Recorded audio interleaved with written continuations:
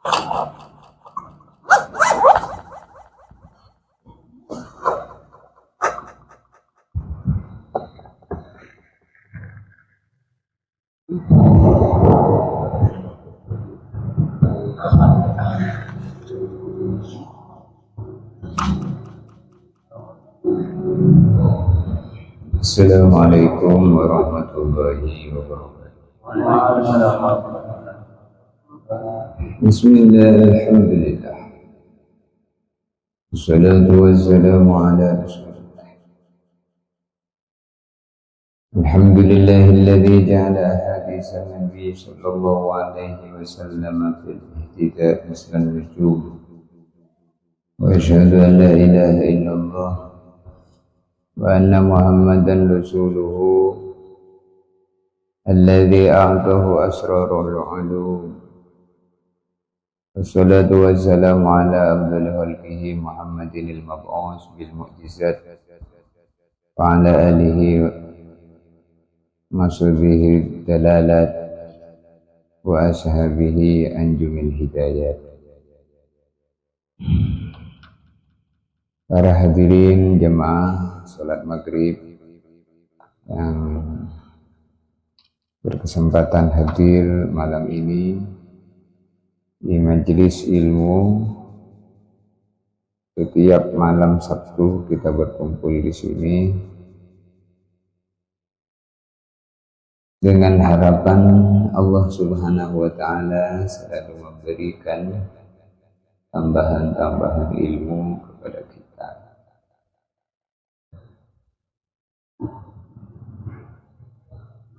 sehingga kita semakin meningkat mutu amal perbuatan kita.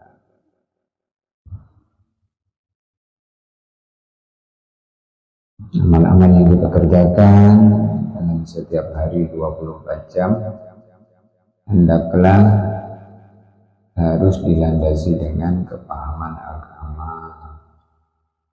ilmu. Maka ilmu itu disebutkan mislan nujum fil ihtidaa, seperti bintang-bintang di langit.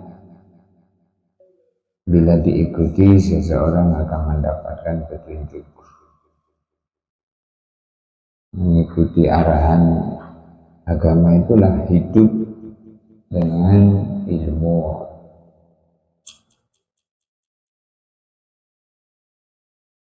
Bismillahirrahmanirrahim.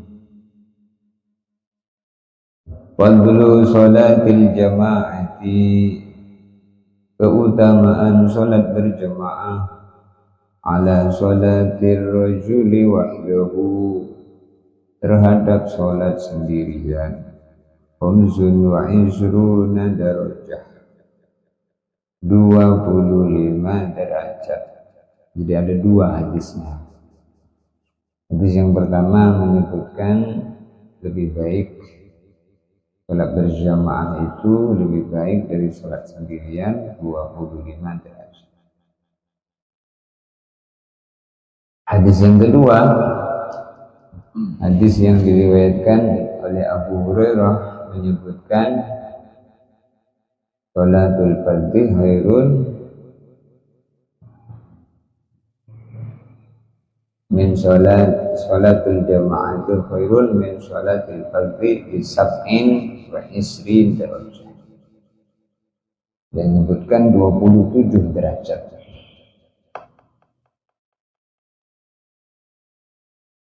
Wa fadlu sholati tatawwu fil baiti, dan keutamaan sholat sunnah dikerjakan di rumah, ala fi'liha bil masjid, terhadap sholat sunnah yang dikerjakan di masjid, kafadli sholatil jamaah ala sholatil munfarid, seperti keutamaan sholat berjamaah terhadap sholat sendirian.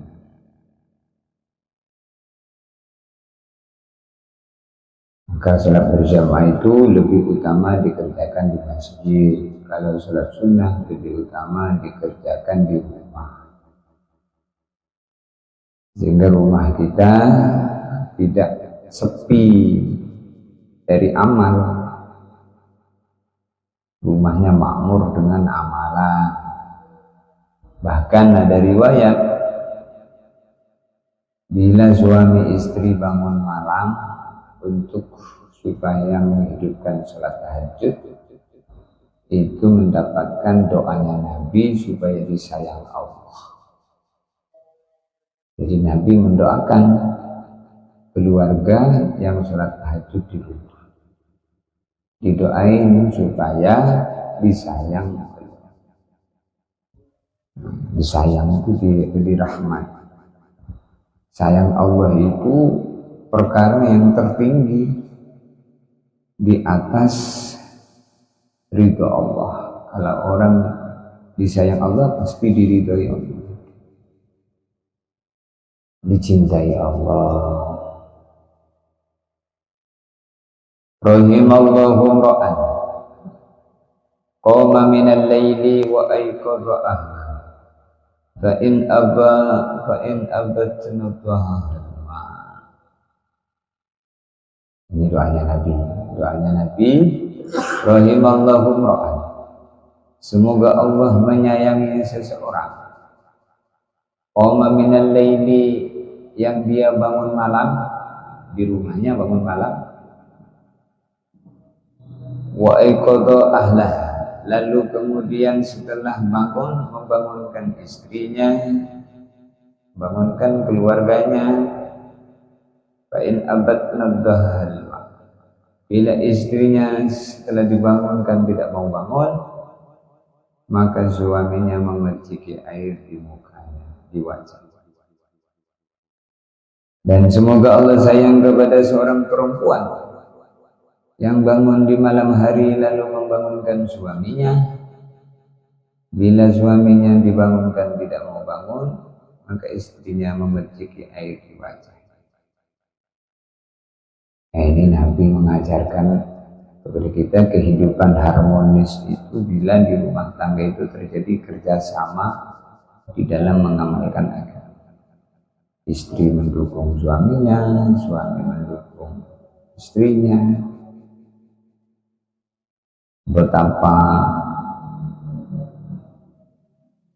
susahnya kalau amal agama tidak hidup di rumah kita,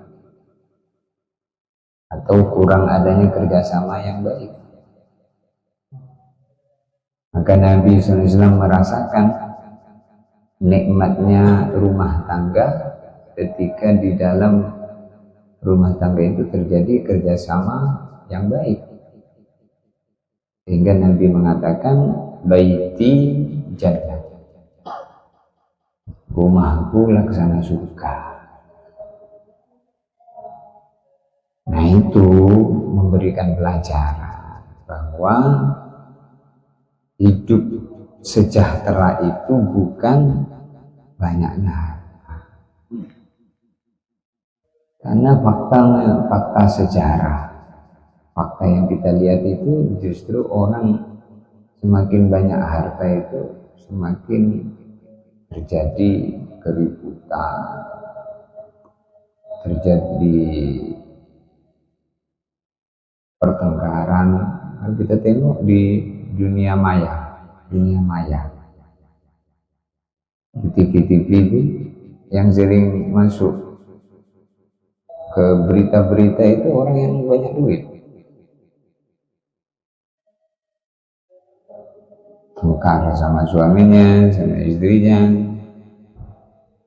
mengambil duit orang, triliunan. Jadi uang itu kalau caranya nggak betul, di antara tandanya uang itu menjadikan dia tersiksa.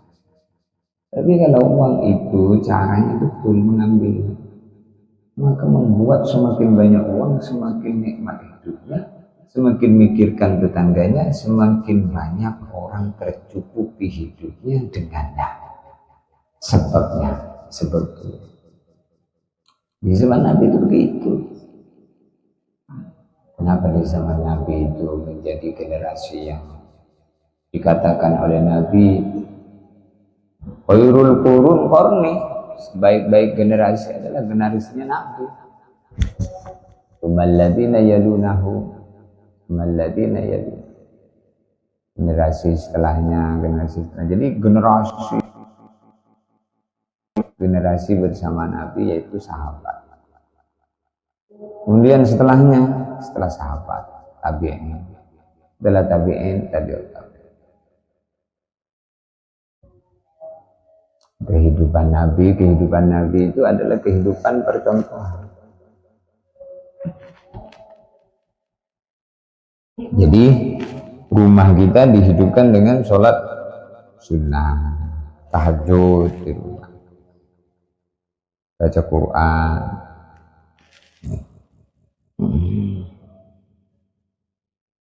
Rumah yang ada amalan, ada zikir, ada baca Quran, ada amalan di rumah itu, ada amalan agama tentunya. Maka rumah itu akan terlihat bersinar seperti bintang-bintang di langit, bersinar dilihat oleh penduduk. Maka rumah yang ada di bumi ini bersinar dilihat oleh penduduk langit seperti penduduk bumi melihat bintang-bintang. Nah, kalau rumah ada amalan itu bercahaya walaupun rumahnya terbuat dari bambu, lantainya tanah, dindingnya gedek, atapnya kalau hujan bocor. Tapi penghuni rumah itu orang-orang yang taat kepada Allah. Itu dalam pandangan malaikat, rumah itu berkelap-kelip, bersinar. Walaupun semewah apapun rumah, luas, setiap ruangan ada AC, setiap ruangan ada kasur empuknya, ada kulkasnya, lengkap segalanya semuanya, bersih, wangi. Tapi kalau penghuni rumahnya nggak sholat, gelap. Nah, itu bukan kata saya, itu kata Nabi. Ini kita ini mandang kehidupan ini sebagaimana Nabi memandang. Jadi kita ini ngikut-ngikut menyikapi kehidupan itu sebagaimana Nabi.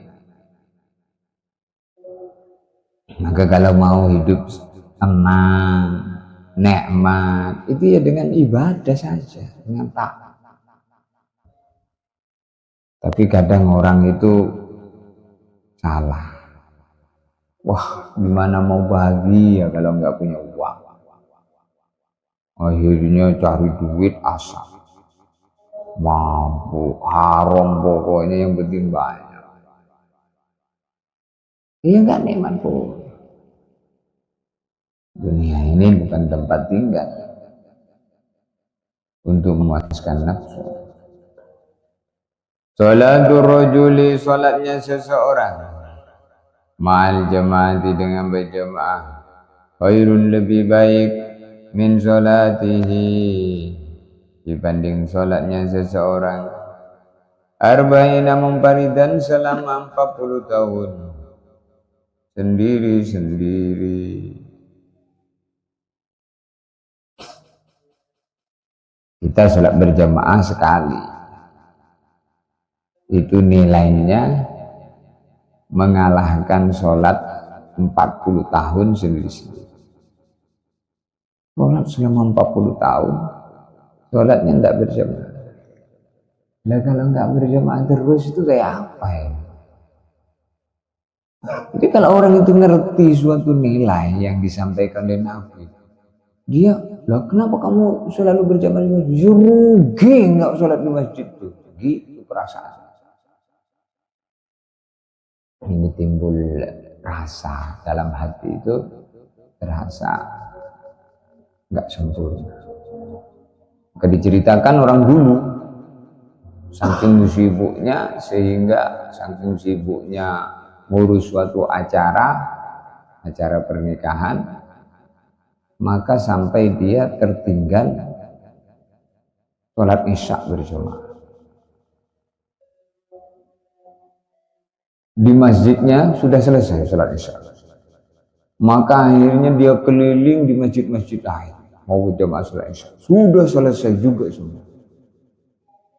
Hanya capek dia, tengok kanan, tengok kiri juga nggak ada orang mau berjamaah dengan siap. Saking sudah istiqomah sholat berjamaah itu, orang kalau tertinggal itu nyari dia itu, nggak mau sholat sendirian, nyari dulu masjid mana yang belum selesai.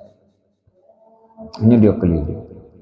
Ternyata setelah keliling seluruh masjid sudah selesai sholat. Mau nyari orang sudah nggak ada. Akhirnya dia sholat isya tadi 27 kali, ingin supaya harapannya sama seperti pahalanya berjamaah sekali. Ini kalau berjamaah kan lebih baik dari 27 derajat. Berarti saya ini kalau mau sama ini harus sholat isyanya 27 kali. Akhirnya dia sholat isyanya 27 kali. Maka malamnya mimpi. Walaupun kamu sholat isyanya 27 kali, pahalanya tetap tidak menyamai sholat berjamaah di masjid. Ya, orang-orang itu kalau mikir akhirat tuh kayak gitu. Itu orang mikir akhirat. Jadi akhirat ini perlu kita pikir. Nah gini nih, mikir akhirat tuh kayak gini. Mikir akhirat tuh ngaji, mikir akhirat tuh bagaimana selalu berada dalam kebaikan. Berangkat ke kebun, niat dulu, ya Allah Engkau jadikan saya petani, maka saya mau berangkat ke kebun. Bismillah. Ini perintahmu juga ya Allah untuk mencari nafkah. Maka dia berangkat selangkah, 2 langkah, 3 langkah. Sama seperti perjalanannya berangkat ke masjid. 1 langkah dicatat 1 kebaikan, 1 langkah lagi dihapus 1 dosa, 1 langkah lagi dinaikkan 1 derajat.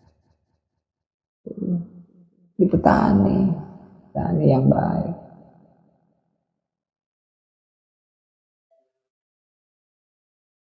Dengan zikir, insyaallah.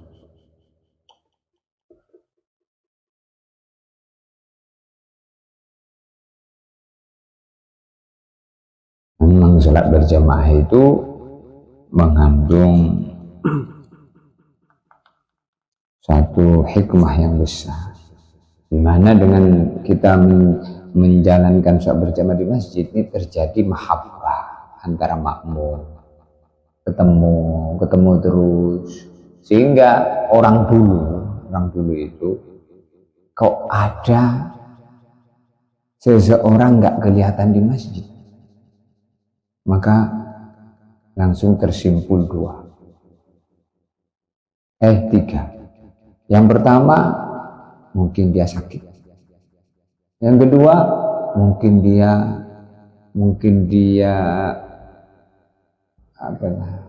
yang pertama sakit. Yang kedua, mungkin dia safar. Mungkin sedang bepergian. Yang ketiga, mungkin dia sudah meninggal. Makanya kalau ada orang dulu kok nggak kelihatan di masjid, maka orang-orang yang ada di masjid langsung imamnya musyawarah. Ini kok Pak Ahmad nggak kelihatan. Gimana kalau kita pergi ke rumah Pak Ahmad nih? Habis ini kita bareng-bareng. Siapa tahu mungkin sakit atau gimana. Maka mereka pergi ke rumah. Sehingga tahu, oh ternyata sakit, oh ternyata sapa, oh ternyata sudah meninggal. Diceritakan dalam satu kisah Sayyidina Umar dengan Sulaiman bin Abi Hasmah. Ada seorang sahabat namanya Sulaiman bin Abi Hasmah. Ketika Khalifah Umar bin Khattab zamannya Sayyidina Umar, ini tidak kelihatan di masjid. Sayyidina Umar itu kalau mau sholat berjamaah itu setelah sholat tengok.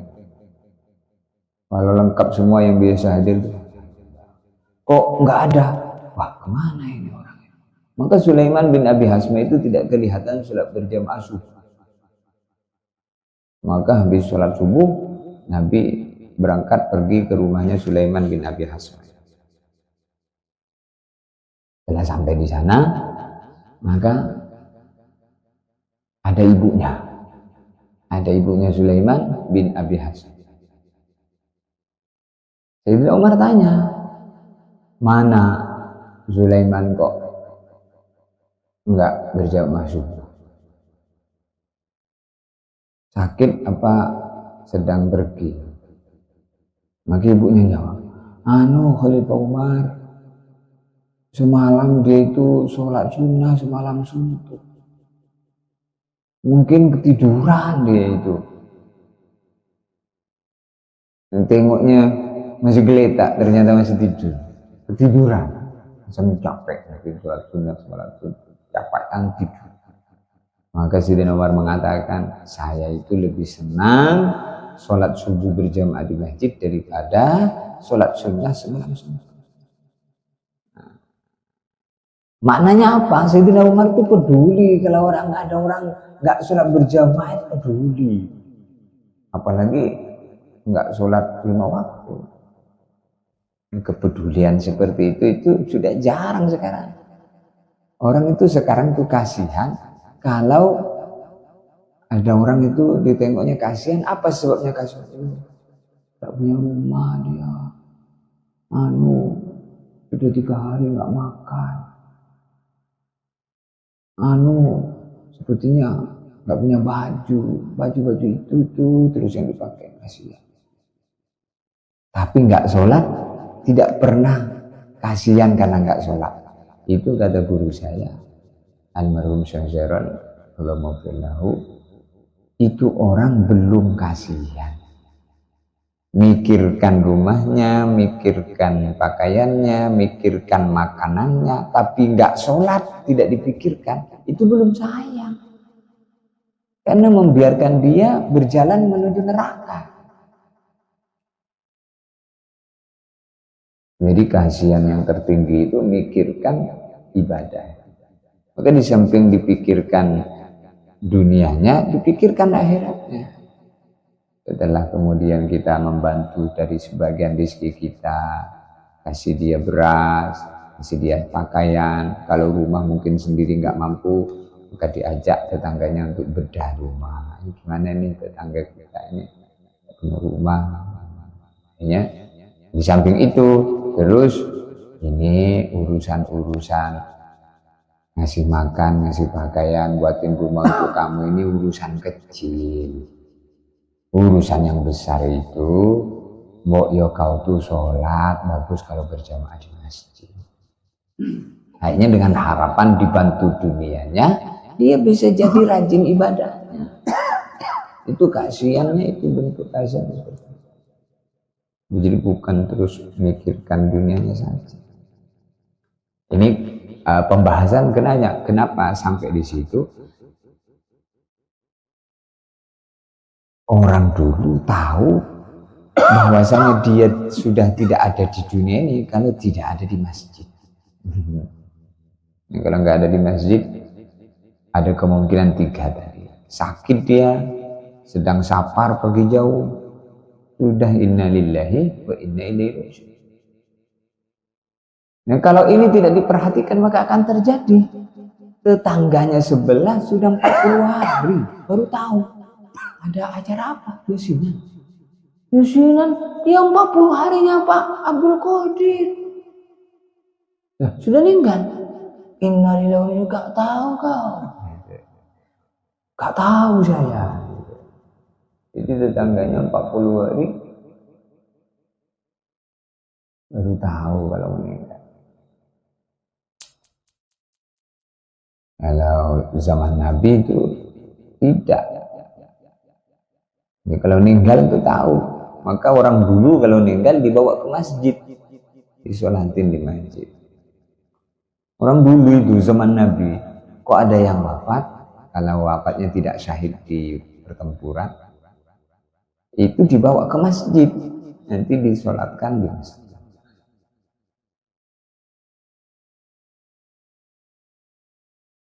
Jangan sampai kita ini ke masjid ketika mati.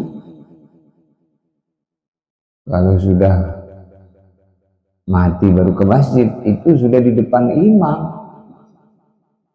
Sekali itulah cuma. Maka kita alhamdulillah nikmat dari Allah diberi kesempatan pergi ke masjid sholat berjamaah ini pahala besar.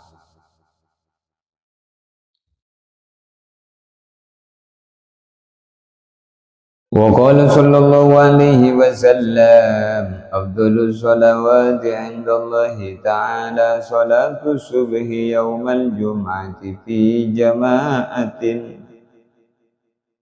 Afdhalus shalawati, salat yang paling utama itu paling tinggi nilainya.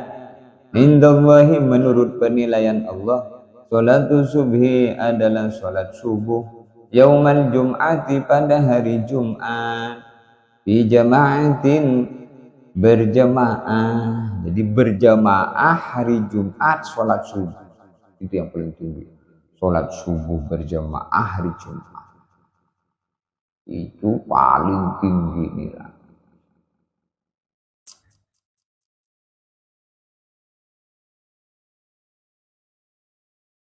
Jadi kata Nabi, afdhalus sholawati indallahi ta'ala, sholat yang paling tinggi nilainya menurut penilaian Allah, sholatus subuh adalah sholat subuh yaumal jum'ati, hari Jumat, di jama'atin, dikerjakannya berjamaah.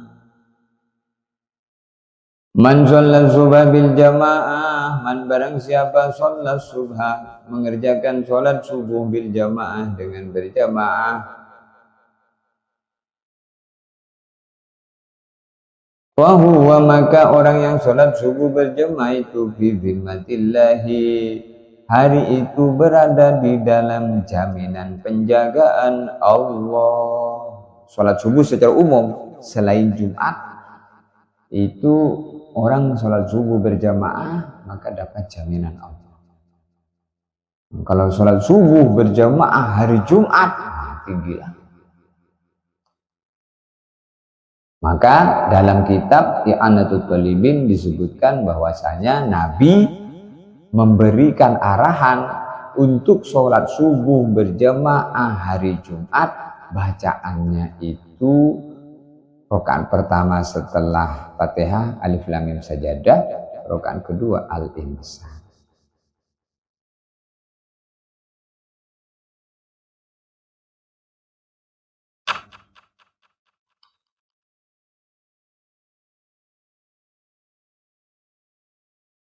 Wa qala sallallahu alaihi wasallam, man shalla salat subhi fil jamaah, siapa mengerjakan salat subuh berjamaah, summa jalasa yadhkurullah ta'ala, setelah salat subuh berjamaah dia duduk berzikir kepada Allah Ta'ala, hatta tadlu'a syamsu, sampai terbit matahari, kana lahu sitrun minan nar wa bari'a minan nar, maka sholat subuh itu akan menjadi pelindung dari api neraka dan sebabnya dia selamat dari neraka. Itu sekali. Jadi minimal seumur hidup itu kita pernah sholat subuh berjamaah, setelah sholat subuh berjamaah berzikir kepada sampai isyraq, setelah isyraq baru pulang. Dalam riwayat lain dapat pahala haji dan umroh. Orang yang sholat subuh berjamaah lalu duduk berzikir kepada Allah sampai isyraq, maka dia dapat pahala haji dan umroh yang sempurna.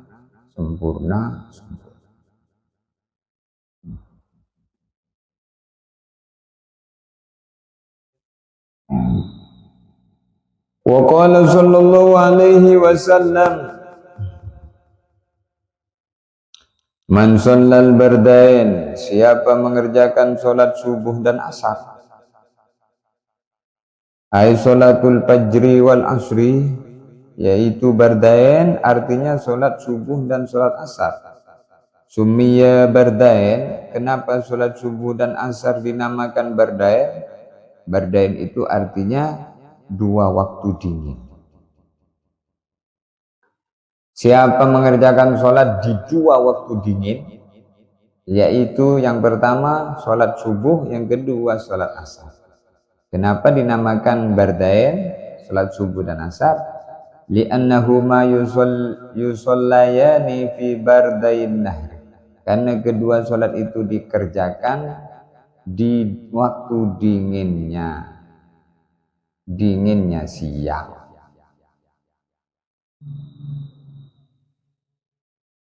Wahuma, yaitu keduanya itu torofahu, ada di ujung dan awal. Subuh itu ada di permulaan siang, kalau asar ada di akhir siang. Fil jamaah, asar dan subuh tadi dikerjakan dengan berjamaah. Dakhalal jannata bighairi hisab, pasti masuk surga tanpa hisab, Ini sekali. Bagaimana kalau istiqomah 40 hari seumur hidup? Subuh asar, subuh asar, subuh asar. Kalau orang bisa menjaga subuh asar, maka dia pasti menjaga maghrib isya. Subuh asar. Kalau orang bisa menjaga subuh asar, maka zuhurnya akan ia jaga. Kalau subuh asar dia mampu menjaga, maka zuhurnya akan ia jaga. Kalau orang bisa menjaga subuh dan asar, maka maghrib isyanya akan dijaga. Ada kadang orang itu ke masjid maghrib isya aja, belum sempurna. Jadi ini sholat fardu itu di masjid. Kalau sholat sunnah itu di rumah mengerjakan. Tapi bukan maksudnya terus tidak boleh mengerjakan sholat sunnah di masjid, boleh. Termasuk bukan terus tidak boleh mengerjakan sholat berjamaah di rumah, boleh. Tapi nilainya berbeda. Ya sholat berjamaah di rumah itu boleh sama istri. Bagaimana kalau sama jamaah yasinan tahlim? Boleh, tapi tidak utama. Nabi tidak pernah mengerjakan. Tapi bukan terus tidak boleh. Hukumnya itu khilaful aula, menyalahi yang lebih utama. Maka yang utama itu sholat dulu berjamaah di masjid, baru yasinan di rumah. Makanya orang-orang dulu kalau buat acara tahlilan itu habis isya. Setelah maghrib dan isya sudah selesai baru isya. Atau sebelum maghrib, yaitu habis asar. Habis asar dan habis isya. Karena kalau maghrib dan isya itu waktu yang pendek. Jadi ketika dibuat kadang isyanya keteteran. Belum selesai yasinan. Kadang pas lagi yasinan azan. Harus berhenti, itu sunnah berhenti kalau ada adzan.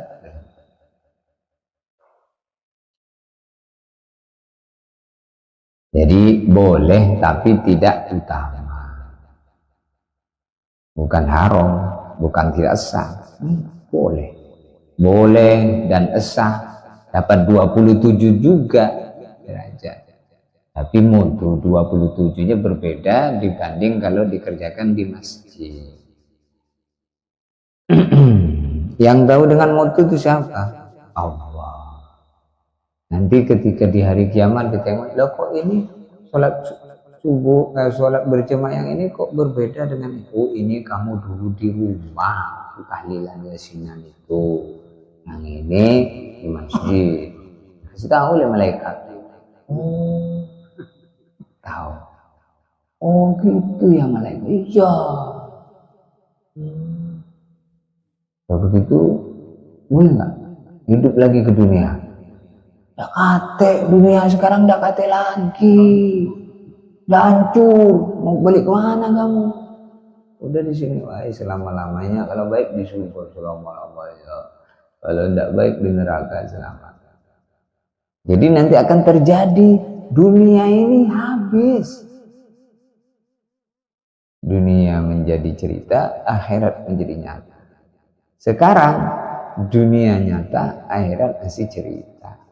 Nanti 100 tahun yang akan datang, dunia jadi cerita, akhirat menjadi nyata. Kita diceritain oleh nenek anak-anak kita. Dulu itu saya, waktu kecil saya punya mbah wajib. Dia yang bercerita sudah jenggotan juga, sudah putih, tua. Dulu itu tahun berapa? Ditanya sama anak. Itu tahun berapa, Mbak? Dulu itu tahun 1740. 1700. Udah lama itu. Sekarang 2026. Berarti sebelum 2026 itu ada tahun 1500 Masehi. Kita di mana itu ya? Belum lahir ya, belum. 1500 ya pasti belum lahir lah. Zaman Belanda aja. Zaman Belanda itu 1920, ya kan? Tingkatnya dunia itu singkat. Bapak ini. Innalillah. Ini. Kita lanjut. Wa qala sallallahu alaihi wasallam salat man syahida ay hadara salatal jamaah, siapa menghadiri salat berjamaah, kataballahu ta'ala lahu dhahiban wa raji'an asyra hasanah, maka Allah mencatat di dalam lembaran catatan amalannya setiap pulang perginya dicatat 10 kebaikan, dihapus 10 keburukan, dinaikkan 10 derajat.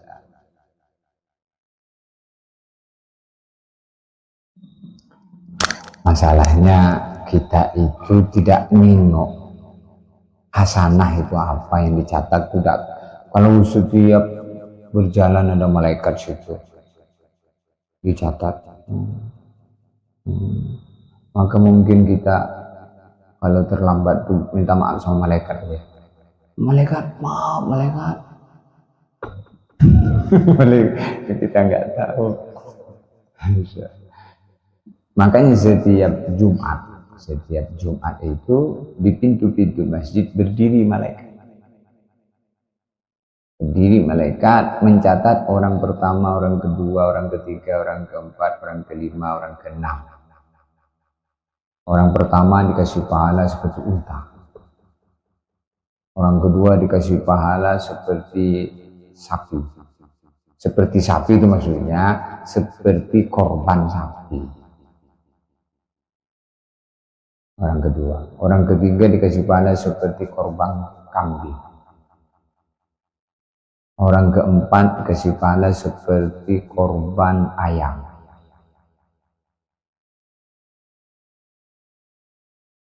Orang kelima dicatat seperti korban telur. Orang keenam terlambat.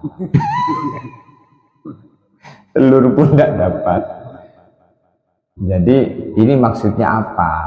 Maksudnya itu mulai dari subuh sampai jam 12 itu dibagi 6. Berarti berapa jam itu? Dari 5 jam subuh, jam 5 ya. Jam 5 sampai ke jam 12 itu berapa jam? 5, 6, 7, 8, 9, 10, 11, 12. Iya, sejam-sejam. Jadi kalau mau dapat unta, jam 6. Dapat unta tuh. Kalau mau dapat sapi, jam 7. Kalau mau dapat kambing, jam 8. Kalau mau dapat ayam, jam 9. Jam 9, jam 10 lah ayam tuh. Telur jam 11.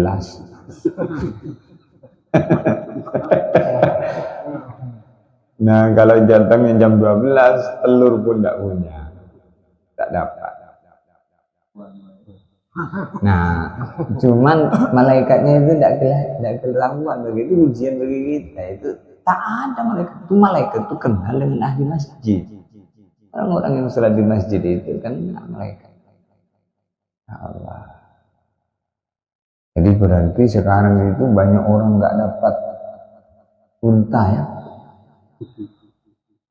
Barbot dapat unta. Dia keluar lagi. Allah Akbar. Itu kata Nabi begitu. Itu tingkatan pahala sholat berjamaah. Jumat tuh beda lagi. Maka di hari Jumat itu man ghassala wabtakam wa akhadha min ahsani siyabi wa ta'attara wa tajammala wa masya wa lam yarka' kataballahu lahu bi kulli khatwatin minha ibadatu sanatin iya mulaiha wasiyyamun nahri au kama qala Rasul. Siapa kata Nabi hari Jumat mandi Jumat, setelah mandi Jumat memakai baju yang paling bagus nih yang paling bersih.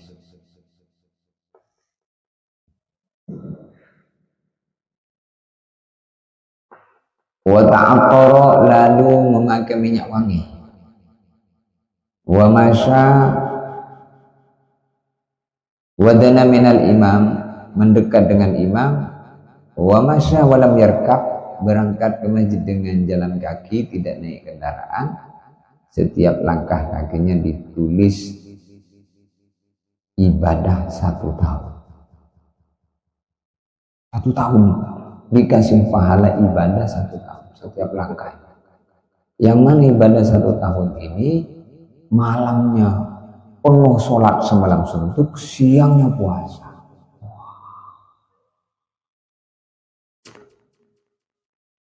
Gimana kalau naik kendaraan?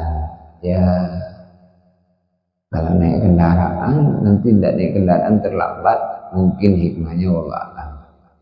Kita naik kendaraan dengan syukur. Ya, kalau mau Jumat di sana nggak jalan kaki ke Sekayu lambat. Ya minimalnya maka Allah Maha tahu dunia. Ya Allah ini naik kendaraan syukur dikasih kendaraan. Yang penting intinya jangan lupa mandi Jumat. Mandi Jumat niatnya mandi Jumat ya Allah sudah mandi Jumat. Niat mandi sunnah Jumat ya Allah siap. Jadi hari Jumat.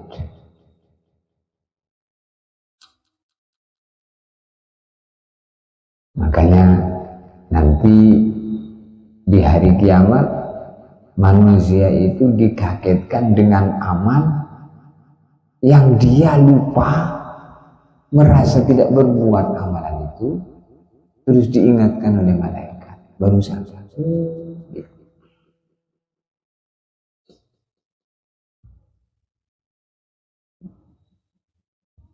Zaman Nabi itu ada orang namanya Sya'ban. Walaupun riwayatnya ini diperselisihkan, tapi di sini ada pelajaran. Ada seorang sahabat namanya Sya'ban. Sya'ban ini istiqomah sholat berjamaah di masjid bersama Nabi. Gak pernah tertinggal sepanjang hidup. Padahal rumahnya dengan masjid itu menghabiskan waktu harus berjalan 3 jam. Walaupun berjalan dari rumahnya ke masjid 3 jam, dia tidak tertinggal sholat subuh. Jadi kalau mau sholat subuh jam 1, jam 3 sudah berangkat. Kalau mau sholat zuhur jam 9 sudah berangkat. Kalau mau sholat asar mungkin tidak pulang lagi dia. Maghrib juga tidak pulang lagi. Isya, maghrib isya tidak pulang lagi. Jadi langkah-langkah ke masjid ini paham. Maka setelah sholat Sya'ban itu biasa duduk di pojokan masjid. Nabi nengok ya kalau habis sholat ya. Suatu hari ditengok, lah kok nggak ada nih Sya'ban di mana? Nggak ada. Maka oleh Nabi ditengok ke rumahnya, nyampe di rumah istrinya bilang, anu meninggal ya Rasulullah, sudah wafat suami saya. Tapi ya Rasulullah, itu suami saya bilang ketika sakaratul maut itu berteriak 3 kali. Yang pertama, saya nggak paham ini ya Rasulullah, engkau yang paham. Tolong jelaskan nih teriakan suami saya ini menjelang wafat. Yang pertama suami saya bilang, kenapa tidak lebih jauh?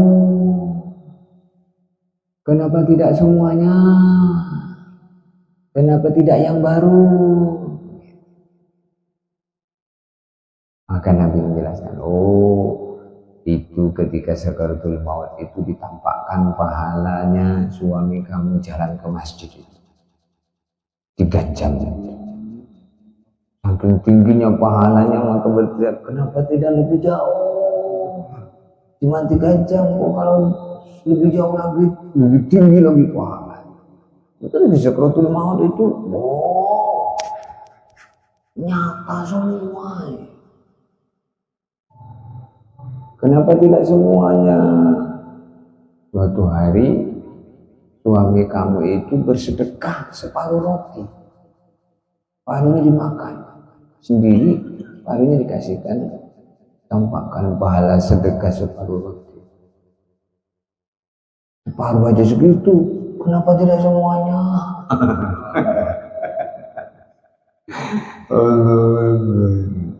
Ini pelajaran bagi kita semua. Cerita-cerita sahabat itu kita ambil hikmahnya. Kenapa tidak yang baru? Suami kamu itu pernah ngasih baju yang sudah lama dipakai, besar pahalanya, apalagi yang baru. Kenapa tidak yang baru?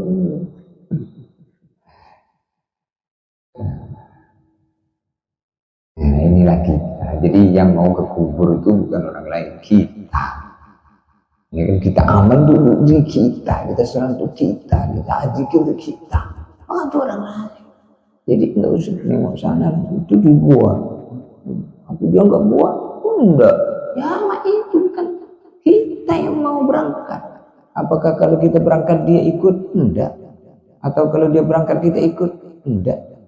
Istrinya pun walaupun di malam pertama aku cinta hidup semati, besoknya mati suaminya itu, nggak ikut ke kubur, nangis mas, nangis dia seminggu nangisnya, di situ cari lagi. Itulah ini. Iya, alhamdulillah minggu ini kita jumpa, mudah-mudahan minggu depan jumpa kembali, dan jumpa lagi. Pada akhirnya kita selalu berada dalam kebaikan.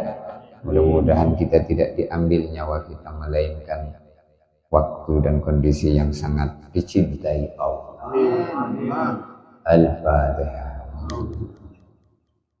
Ihdinas siratal mustaqim siratal ladzina an'amta 'alaihim.